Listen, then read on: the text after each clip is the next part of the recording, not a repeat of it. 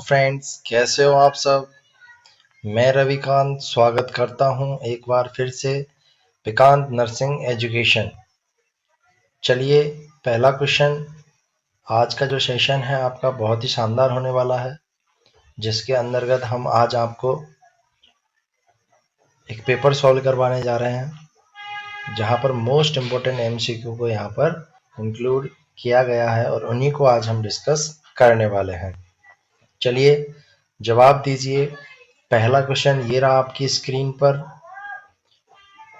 The organ that is located in the right lower quadrant. यहाँ पर एक organ जो लोकेटेड है, कहाँ पर स्थित है? Right lower quadrant. ठीक है, फटाफट सभी अपना आंसर दें। The organ that is located in the right lower quadrant. यहाँ पर राइट लोअर क्वाड्रेंट में प्रेजेंट होने वाले ऑर्गन्स की यहाँ पर बात की गई है। सभी फटाफट अपना आंसर दें। चलिए, क्या होगा? अपेंडिक्स होगा, हार्ट होगा, लेफ्ट लंग या ट्रैकिया। जैसा कि आप सबको पता है, सबसे पहले इन ऑप्शंस में देख लीजिए कि राइट साइड कौन सा है और लेफ्ट साइड कौन से ऑर्गन होते हैं। हार्ट जो होता है वो लेफ्ट साइड होता है, इसलिए ये आंसर गलत। लेफ्ट लंग जैसा कि ऑप्शन में दिया हुआ है। ट्रैकिया जो होता है वो सेंट्रल में सिचुएटेड होती है और ये अपर बॉडी पार्ट का हिस्सा है। ठीक है, तो यहाँ पर करेक्ट आंसर जो जाने वाला है, ए इज द करेक्ट आंसर यहाँ पर होगा, दैट इज अपेंडिक्स। अपेंडिक्स जो है वो लोअर क्वाड्रेंट में प्रेजेंट होती है और राइट साइड प्रेजेंट होती है। ठीक है, तो क्वेश्चन ए का option number A is the correct answer. चलिए, नेक्स्ट क्वेश्चन की तरफ चलते हैं।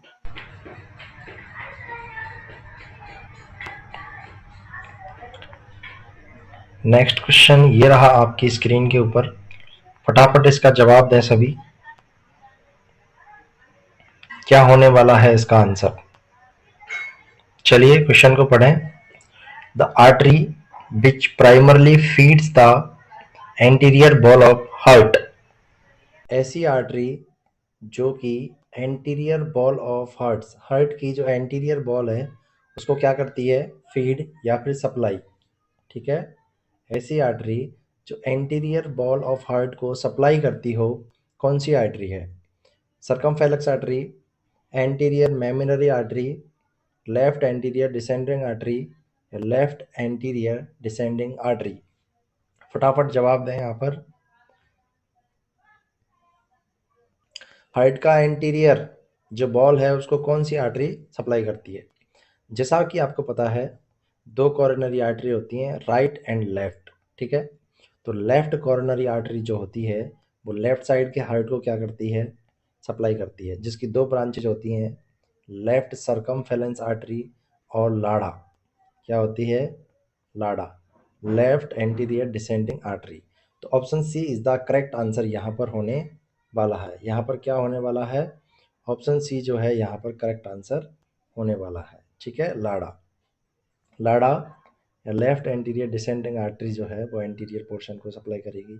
अगर बात की जाए कि लेफ्ट मार्जिन जो है, मार्जिनल आर्टरी होती है सर्कमफेलेक्स आर्टरी, वो करती है left side of the heart. ठीक है, तो यहाँ पर जो करेक्ट आंसर जाएगा वो होगा सी। ठीक है, एंटीरियर बॉल ऑफ हार्ट को कौन सी आर्टरी सप्लाई करेगी? Left anterior descending artery. चलते हैं नेक्स्ट क्वेश्चन की तरफ। चलिए, नेक्स्ट क्वेश्चन को ध्यान से पढ़िए और सभी जवाब दें। यहाँ क्वेश्चन पूछ रहा है total number of bones in human skeletal system. इसका आंसर शायद ही आप सब लोगों को पता होगा, तो इसका करेक्ट आंसर होने वाला है यहाँ पर ऑप्शन सी। ज़्यादा टाइम वेस्ट नहीं करते हुए सीधा ऑप्शन को करेक्ट करते हैं, क्योंकि सबको पता है ह्यूमन स्केलेटल में जो होता है 206 हड्डी, जबकि ह्यूमन स्केलेटल जो मसल्स होती हैं वो होती हैं 639 के समथिंग होती हैं। ठीक है, और एक अगर डाटा लेके चलें तो वो 639। ठीक है, नेक्स्ट क्वेश्चन की तरफ चलिए। नेक्स्ट क्वेश्चन को ध्यान से पढ़ें और इसका जवाब दें। इसके ऑप्शन नीचे हैं, इसलिए पहले क्वेश्चन को पढ़ लेते हैं। Technique for collection of wound swab from A surgical site for culture and AST। यहाँ पर टेक्निक पूछा है आपसे, ठीक है, किसके लिए? बूंद का जो स्वैब का वो स्वैब कलेक्ट करना है या बूंद से सैंपल यहाँ पर लेना है, जो सर्जिकल बूंद है वहाँ से सैंपल लेना है, ठीक है, स्वैब के द्वारा। किसके लिए? कल्चर और एएसटी के लिए, एलर्जी सेंसिटिविटी टेस्ट के लिए यहाँ पर कल्चर लेना है। तो किस तरह से कल्चर लेंगे? Option A, thoroughly thoroughly irrigate the बूंद बिफोर कलेक्टिंग सैंपल। सैंपल को कलेक्ट करने से पहले बूंद को इरिगेट करेंगे। ऑप्शन बी है use A sterile swab and wipe the crusty area around the outside of the बूंद। यहाँ ऑप्शन बी कह रहा है use A sterile swab and swap the crusty area around the outside of the बूंद। तो जो sterile swab लेंगे और जो स्टेराइल स्वाब है या कॉटन है उससे अपन वाइप करेंगे या साफ करेंगे बूंद के चारों तरफ के एरिया को, ठीक है। Option C, gently roll a sterile swab from the centre of the wound out to collect drainage. यहाँ पर क्या कह रहा है कि जेंटली स्टेराइल स्वैब को अपन क्या करेंगे, रोल करते हैं सेंटर टू आउटर तक या सेंटर से पेरिफेरी की तरफ, ठीक है। Option C, option D is the क्या, ऑप्शन डी क्या कह रहा है यहाँ पर, use one sterile swab to collect drainage from the several possible infected side along the incision. What is the correct answer? सभी जवाब दें। यहाँ पर करेक्ट आंसर क्या होने वाला है? सभी अपना आंसर कमेंट करें। तो इस क्वेश्चन का जो राइट आंसर यहाँ पर होने वाला है, अगर बात करें ऑप्शन को एलिमिनेट करते हुए इसका राइट आंसर निकालते हैं तो थ्रोली इरिगेट द बूंद बिफोर कलेक्टिंग सैंपल। तो सैंपल कलेक्ट करने से पहले बूंद को इरिगेट नहीं करते। हाँ, हालांकि बूंद को मॉइस्ट जरूर किया जाता है, अगर बूंद ड्राई हो तो एनएस वगैरह से अपन मॉइस्ट कर सकते हैं, इरिगेट नहीं करते यहाँ पर, ठीक है, क्योंकि हम किसके लिए ले रहे हैं? कल्चर के लिए यहाँ पर क्या लिया जा रहा है? स्वाब को लिया जा रहा है, ठीक है। ऑप्शन बी अगर यहाँ देखा जाए तो use A sterile swap and wipe the crusty area around the outside of the bone. तो ये भी अपन ऑप्शन को यहाँ पर क्या करेंगे, सेलेक्ट नहीं करेंगे, क्रॉस कर देंगे, क्योंकि ये क्वेश्चन गलत होगा। यहाँ पर कभी भी अपन क्या करेंगे, बूंद का जो नेक्रोटाइज एरिया जो है उसको कभी भी अपन क्या नहीं लेंगे, उसका सैंपल नहीं लेंगे, ठीक है। तो सैंपल किस तरह से लिया जाएगा? यहाँ पर सैंपल जो है वो यहाँ पर लिया जाएगा जहाँ पर क्या है, बैक्टीरिया प्रेजेंट है, ठीक है, स्टेराइल लेते हैं। तो इसमें जो option C is the correct answer यहाँ पर होगा, ठीक है। Gently roll a sterile swab from the center to of the wound outside of collect the drainage. क्योंकि यहाँ पर क्या करेंगे अपन, ड्रेनेज को यहाँ पर क्या करते हैं, कलेक्ट करेंगे और स्वाब को घुमाते हुए नॉर्मली अपन जिगजैग मैनर में अपन इसको लेते हैं, ठीक है। इस टेक्निक को बोलते हैं लेविन टेक्निक भी इसको कहा जाता है। स्टेराइल स्वाब यहाँ पर लिया जाता है। तो option A, B and D is the wrong answer and option C is the correct answer यहाँ पर होने वाला है। चलिए नेक्स्ट क्वेश्चन की तरफ चलते हैं। नेक्स्ट क्वेश्चन को ध्यान से पढ़िए, आई होप इसका जवाब सभी लोग आप देंगे यहाँ पर। Sick test is done for the diagnosis of. Sick test किसके डायग्नोसिस के लिए किया जाता है? सिक टेस्ट की बात की गई है यहाँ पर। क्या रूबेला होगा, क्या मीजल होने वाला है, डिफ्थीरिया या मम्स? सभी यहाँ पर अपना अपना जवाब दें। सिक टेस्ट, जैसा कि आप सबको पता है सिक टेस्ट जो होता है वो डिप्थीरिया के डायग्नोसिस में यूज़ होता है, या डिप्थीरिया के डायग्नोसिस के लिए क्या किया जाता है, सिक टेस्ट यहाँ पर किया जाता है। तो option C is the correct answer. इस क्वेश्चन का option C is the correct answer. Sick test जो होता है वो डिप्थीरिया के लिए यूज़ किया जाता है।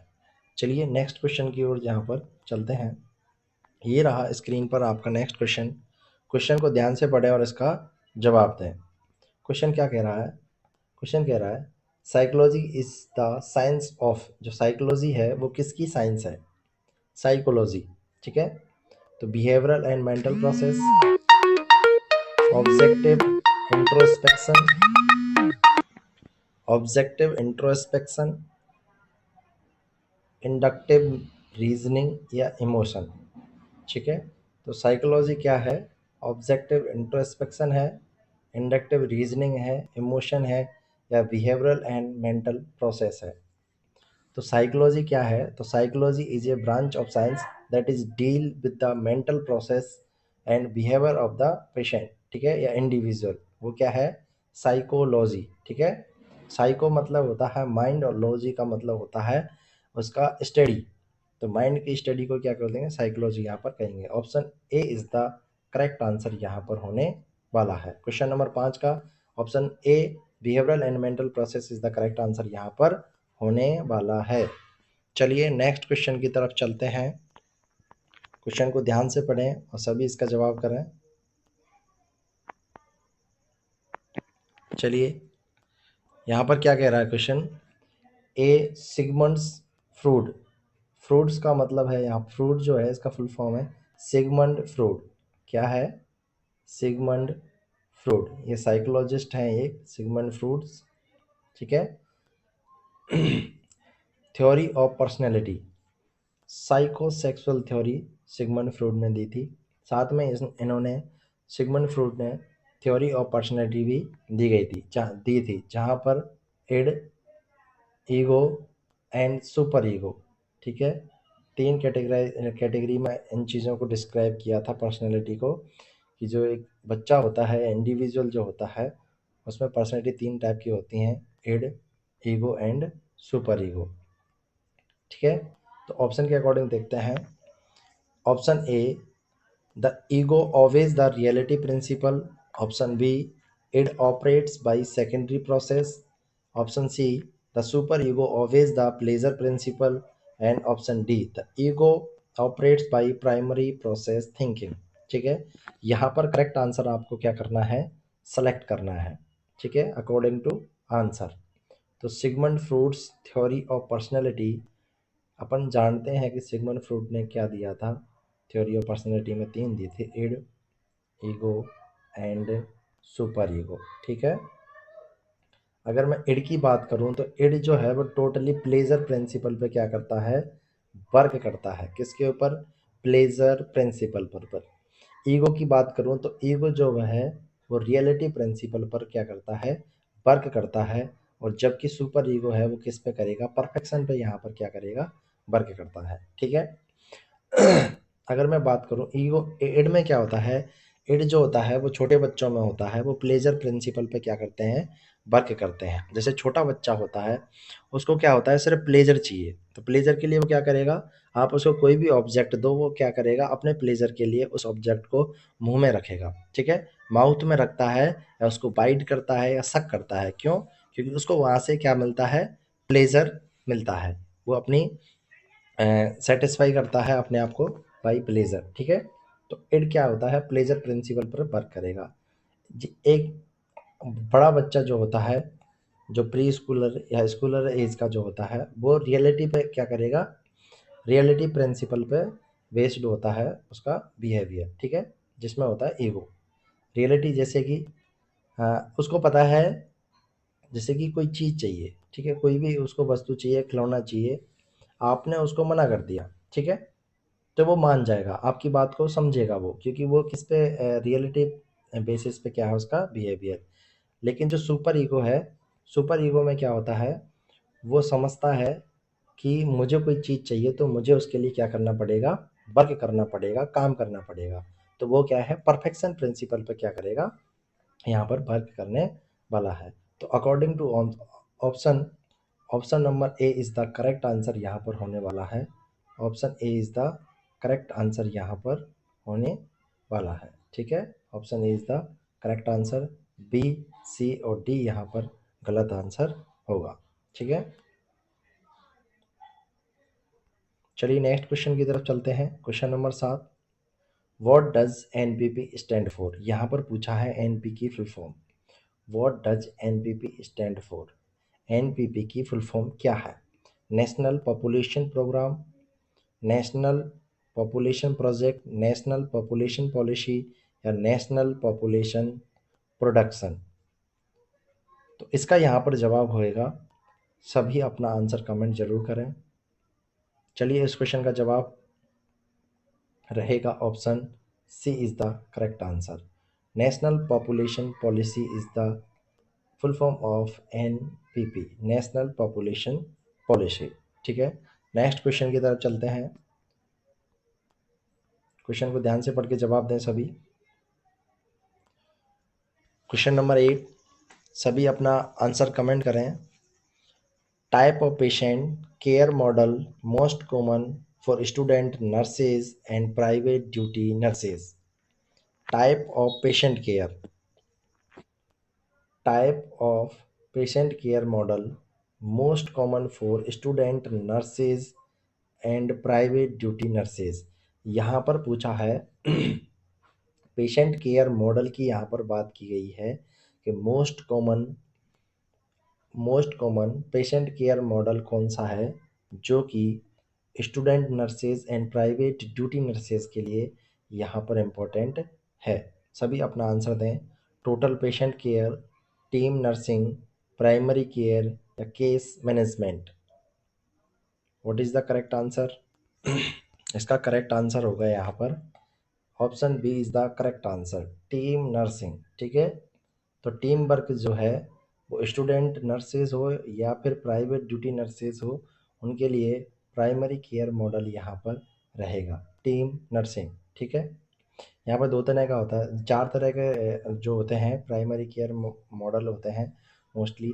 पहला होता है फंक्शनल, दूसरा होगा इंडिविजुअल, तीसरा है यहाँ पर नर्सिंग केयर, तीसरा कौन सा होगा? Nursing care. चौथे की बात करूँ तो वहाँ पर आएगा आपका टीम नर्सिंग, यहाँ पर आता है। तो option B is the correct answer. Option B यहाँ पर क्या होने वाला है? Correct answer option B. Next question की तरफ चलते हैं। क्वेश्चन को ध्यान से पढ़कर जवाब दें। अगर क्वेश्चन समझ आ रहे हैं, इस वीडियो से आपको समझ आ रही है, आपके लिए बहुत हेल्पफुल है, तो चैनल को सब्सक्राइब करें, लाइक करें एंड शेयर करें। चलिए इस क्वेश्चन का आंसर दीजिए। The founder of modern nursing, modern nursing की फाउंडर कौन है या मॉडर्न नर्सिंग के फाउंडर यहाँ पर कौन है? ऑर्थेन Orem, Clara Barton, Florence Nightingale. And option D is the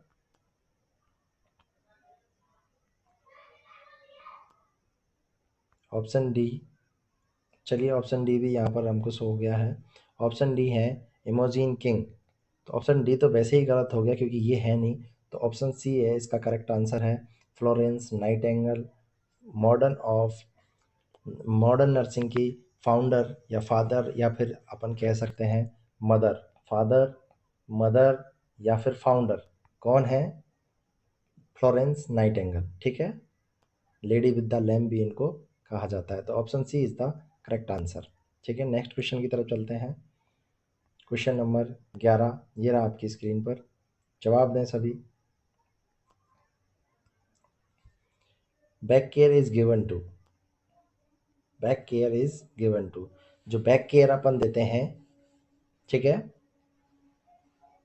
improve blood circulation, removing dirt, patient feel fresh and comfortable, all of above. Back care is given to, सभी जवाब दें।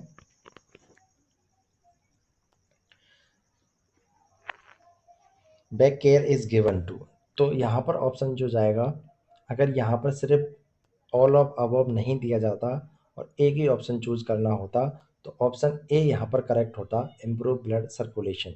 लेकिन यहाँ पर ऑल ऑफ अबव दिया है तो option D जो रहेगा इसका करेक्ट आंसर यहाँ पर रहेगा।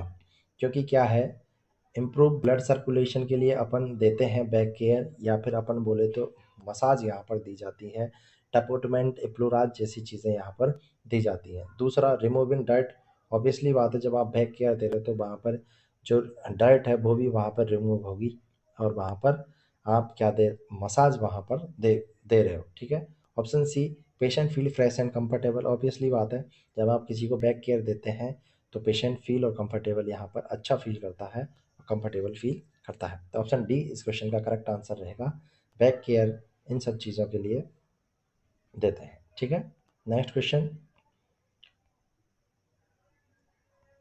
M and objective of steam inhalation. Steam inhalation का क्या पूछ रहा है यहाँ से? एम और ऑब्जेक्टिव। स्टीम इनहेलेशन, जो आप स्टीम इनहेल करते हो, वेपर को इनहेल करते हो, उसका क्या यहाँ पर ऑब्जेक्ट है, क्या पर्पज़ है? Liquefy secretion, promote breathing, help in bringing out sputum, all of above. As you know, आप सबको पता है, अपन स्टीम को इनहेल करते हैं तो वो क्या करेगा? सीक्रेशन को लूज़ करेगा, बिल्कुल सीक्रेशन को लूज़ करेगा। और जब सीक्रेशन लूज़ होंगे तो help in bringing out sputum, तो स्पूटम जो है वो बाहर आएगा, ठीक है? तो स्पूटम बाहर आएगा, स्पूटम लूज़ होगा तो स्पूटम बाहर आएगा। एयरवे जो है आपका पेटेंट होगा तो प्रमोट ब्रीदिंग को भी क्या करेगा? प्रमोट करेगा। तो ऑप्शन एच यहाँ पर जो है, ऑप्शन 4 या 4 क्या है? बिल्कुल करेक्ट आंसर यहाँ पर होने वाला है, ठीक है? तो स्टीम इनहेलेशन की ये सब क्या रहेंगे? पर्पज या ऑब्जेक्टिव यहाँ पर रहेंगे। नेक्स्ट क्वेश्चन ये रहा स्क्रीन पर, सभी जवाब दें। Next question, ADL stand for, what is the ADL? Activities of daily living, activities of daily living, activity sorry activities पहला ऑप्शन है। क्वेश्चन नंबर 13 यहाँ पर पूछा है ADL स्टैंड फॉर। ADL की फुल फॉर्म यहाँ पर पूछी है, किसके लिए स्टैंड करता है? Activities of daily learning, activities of daily living, action done for learning, और ऑप्शन जो फोर्थ है वो थोड़ा सा छुपा हुआ है, थोड़ा जूम इन कर लेते हैं, ठीक है? तो ऑप्शन 4 भी हमको यहाँ पर दिख जाएगा, ठीक है? तो ऑप्शन 4 है नन ऑफ दीज। तो ऑप्शन 4 को तो वैसे भी देखने की ज़रूरत नहीं, क्योंकि ये तो ऑप्शन है ही नहीं है। इन तीनों में से क्या होने वाला है? यहाँ पर ऑप्शन होने वाला है। तो ADL जो होता है, ADL किसके लिए स्टैंड करता है? Activities of daily living. तो option C is the correct answer. इसके अकॉर्डिंग यहाँ पर ऑप्शन जे है, तो जे या फिर थर्ड नंबर का जो है यहाँ पर activities of daily living is the correct answer होने वाला है। एक्शन डन फॉर लर्निंग यहाँ पर नहीं होगा, और एक्टिविटीज़ ऑफ डेली लर्निंग यहाँ पर नहीं होगा। तो एक्टिविटीज़ ऑफ डेली लिविंग, ठीक है, यहाँ पर इसका करेक्ट आंसर होने वाला है। चलिए नेक्स्ट क्वेश्चन की तरफ चलते हैं। First aid management for burn injury, first aid management for burn injury. तो बर्न इंजरी का फर्स्ट एड मैनेजमेंट क्या होने वाला है? ठीक है, फर्स्ट एड मैनेजमेंट की पूछा है, और एसिड बर्न इंजरी है यहाँ पर। एसिड बर्न, एसिड से क्या हुआ है? जल गया है, बर्न हो गया है, ठीक है? तो उसके लिए अपन क्या करते हैं? पहला, flush the area with plenty of water, do not touch the affected part, elevated the active part and inform the police.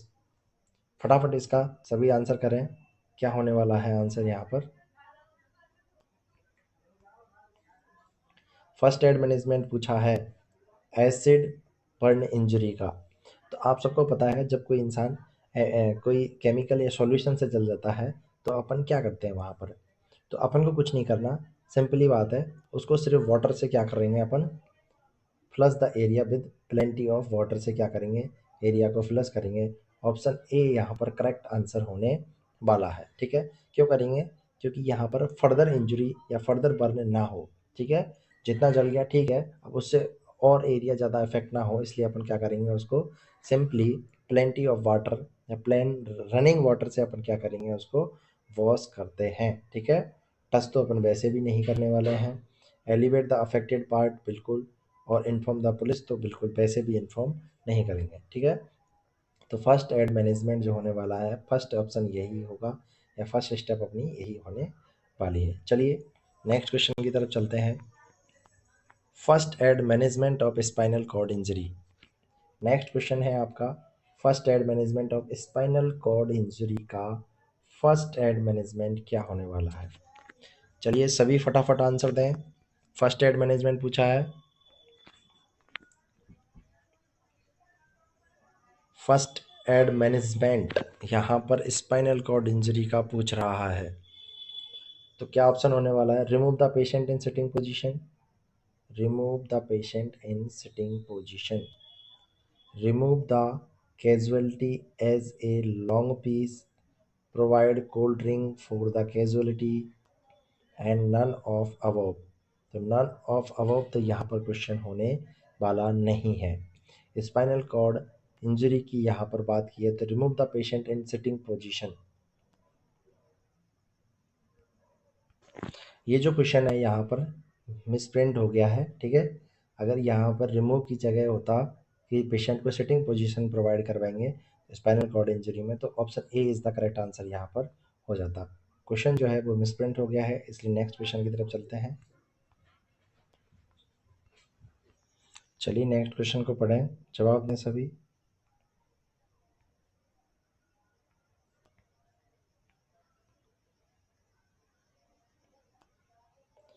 Important method to control, यहाँ पर क्वेश्चन को पढ़ के सभी जवाब दें।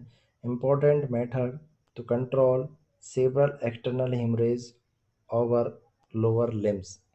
तो लोअर लिम्स का जो है यहाँ पर क्या हो रहा है, सीवियर एक्सटर्नल हेमरेज यहाँ पर हो रहा है, किसका, लोअर लिम्ब का, ठीक है। तो उसको कंट्रोल करने के लिए कौन सा इम्पोर्टेंट यहाँ पर मेजर किया गया है या मेजर लिया गया है, ठीक है। तो यहाँ क्वेश्चन पूछ रहा है important method to control severe external haemorrhage, ठीक है। मेथड पूछ रहा है अगर किसी के लोअर लिम्ब में या पैर के अंदर क्या हो रही है, एक्सटर्नल ब्लीडिंग हो रही है, तो उसको कंट्रोल करने के लिए आप वहाँ पर क्या करेंगे। Do not apply any dressing over the wound, clean the injured part, apply tourniquet at the earliest, and do not attempt any intervention till medical aid arrive। चलिए फटाफट आप सब इसका आंसर दें, क्या होने वाला है, इसको अवॉइड करें, फटाफट इसका आंसर दें। Do not apply any dressing over the wound, clean the injured part, apply tourniquet at the earliest, and do not apply any intervention till medical aid arrives। तो आपको पता है कि सीवियर एक्सटर्नल हिमरेज वहाँ पर हो रहा है, तो आप उस जगह को क्या करोगे, टाइटली टाइड अप करोगे, बांध दोगे, टाइड अप करोगे, ठीक है।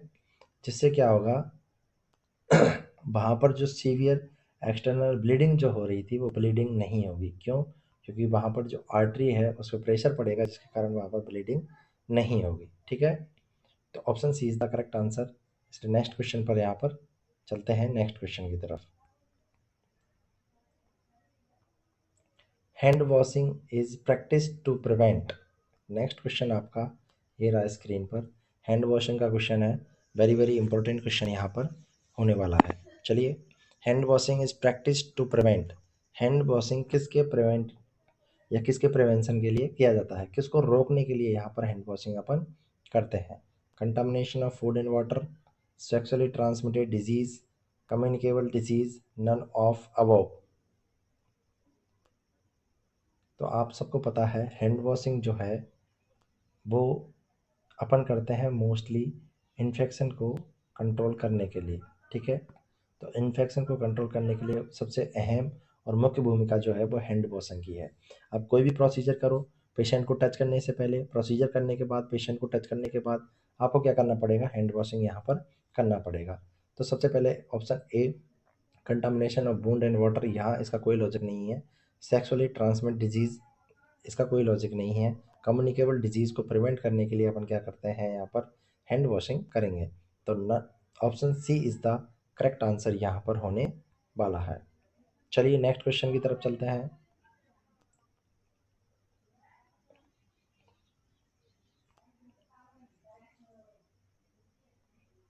नेक्स्ट क्वेश्चन को ध्यान से पढ़िए, सभी इसका आंसर करें।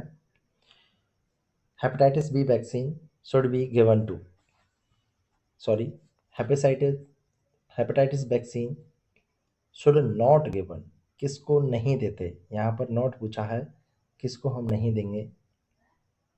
तो किसको नहीं देते हैपेट, क्या न्यूनेट को नहीं देते, इमिग्रेंट्स को नहीं देते, हेल्थ केयर प्रोफेशनल्स को नहीं देते, या फिर जो है इंडिविजुअल अबव 65 ईयर्स, किसको अपन यहाँ पर नहीं देते। सभी अपना आंसर कमेंट करें, किसको नहीं देंगे।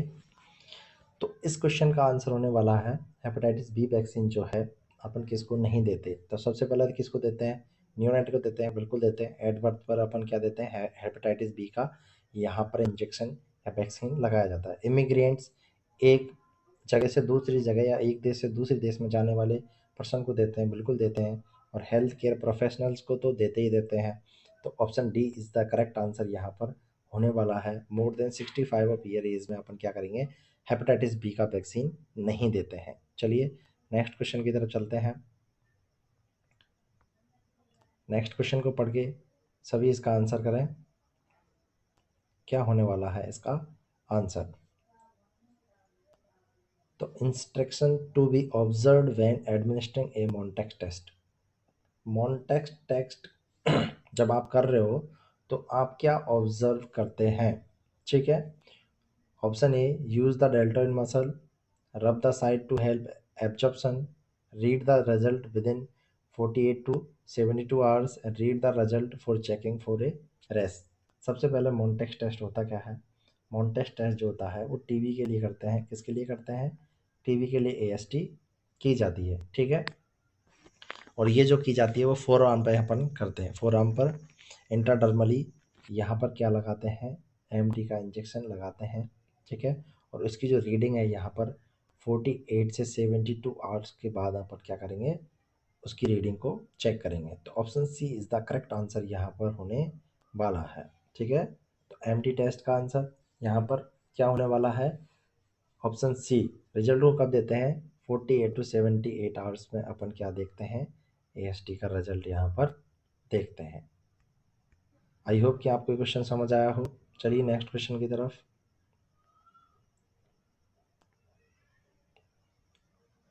Question number next. यहाँ पे सीक्वेंस थोड़े गलत है, इसलिए सीक्वेंस पे ध्यान ना दें, ठीक है।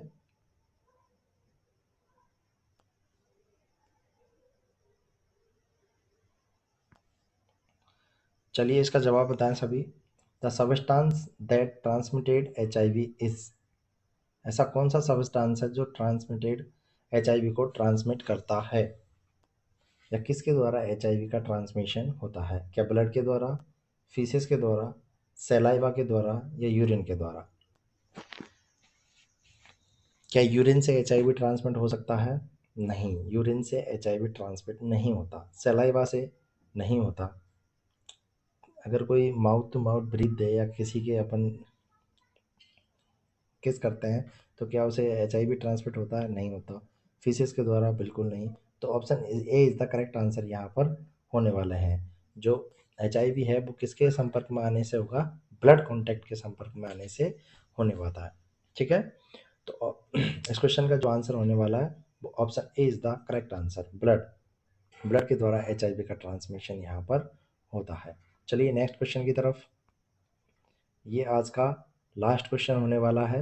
बाकी क्वेश्चन को अपन नेक्स्ट क्लास में कंटिन्यू करेंगे, ठीक है। तो नेक्स्ट क्वेश्चन चलिए, opportunistic disease cause by protozoa in client with ads.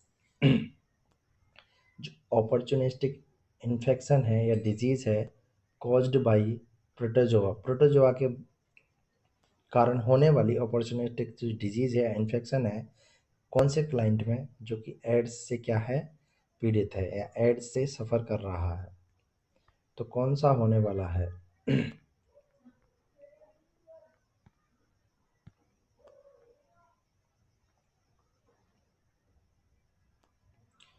तो इस क्वेश्चन का आंसर कौन सा होगा। जैसा कि आपको सबको पता है, यहाँ प्रोटोजोआ पूछा है। टीबी जो है वो बैक्टीरिया से फैलता है, ठीक है। जबकि अगर बात करें हिस्टोप्लाज्मोसिस जो है ये पैरासाइट है। न्यूमोसिस्टिक कैरिने इन्फेक्शन जो है ये भी एक क्या है, बैक्टीरिया। अगर यहाँ पर पूछता मोस्ट कॉमन या most opportunistic infection in AIDS client, तो ऑप्शन डी यहाँ पर करेक्ट जाता। लेकिन यहाँ पर पूछा है प्रोटोजोआ, तो प्रोटोजोआ के लिए ऑप्शन यहाँ पर B is the correct answer होने वाला है। क्यों, क्योंकि प्रोटोजोआ यहाँ पर पूछा है, तो option B is the correct answer यहाँ पर होगा। चलिए नेक्स्ट क्वेश्चन की तरफ चलते हैं। एक और क्वेश्चन को अपन यहाँ पर लेते हैं।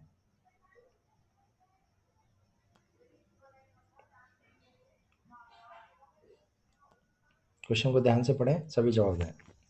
A community health nurse visit a client diagnosis with paranoid schizophrenia, paranoid schizophrenia के क्लाइंट को क्या किया, उन्होंने विजिट किया और उन्होंने पाया कि इसमें क्या है, पैरानॉइड सिजोफ्रेनिया।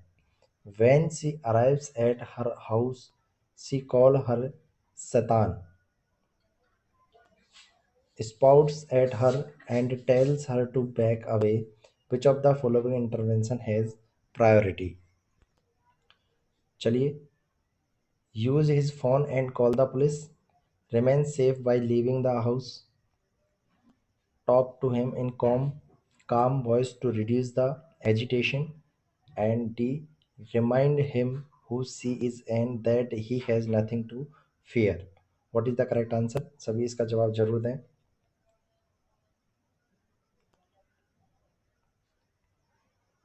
यहाँ क्वेश्चन क्या पूछ रहा है, तो यहाँ पूछ रहा है कि एक कम्युनिटी हेल्थ नर्स वो गई कम्युनिटी एरिया में, उन्होंने क्या किया, विजिट की। उन्होंने देखा कि एक जो क्लाइंट है वो पैरानॉइड सिजोफ्रेनिया से क्या कर रहा है, सफ़र करता है। ठीक है, जैसे ही वो घर आता है वो देखता है कि वो ज़ोर ज़ोर से क्या कर रहा है, चिल्ला रहा है और वो कह रहा है कि आप लोग वापस चले जाओ। Tells her to back away, वापस जाने को बोलता है। तो which of the following international health priority, तो आपकी क्या प्रायोरिटी यहाँ पर रहने वाली है? क्या आप फ़ोन उठाओगे और किसी को कॉल करोगे या पुलिस को कॉल करोगे? नहीं। Remain safe by living the house, house को छोड़ दोगे, ऐसा नहीं करना, पेशेंट को कभी अकेला नहीं छोड़ते। और option C, talk to him in calm voice to reduce his agitation. And option D, क्या करेंगे, हम उसको बताएंगे कि आप कौन हो, remind him who he is and that he has nothing to fear. हम उसको याद दिलाएंगे कि तुम कौन हो और यहाँ पर घबराने की कोई बात नहीं है। ठीक है, तो option A is the correct, गलत आंसर यहाँ पर होने वाला है। पेशेंट को कभी अकेला नहीं छोड़ते। ऑप्शन डी, हम उसको एक ऐसा कुछ नहीं बताने वाले। तो अपन क्या करना है, उससे प्यार से बात करनी है, कूल एंड काम तरीके से, और उसकी एजिटेशन को अपन को क्या करना है, उसके फियर को या उसकी घबराहट को अपन को कम करनी है। ठीक है, तो ऑप्शन सी इज़ द यहाँ पर करेक्ट आंसर होने वाला है। चलिए, थैंक यू, धन्यवाद। मिलते हैं नेक्स्ट वीडियो के साथ, तब तक के लिए टेक केयर, शब्बा खैर।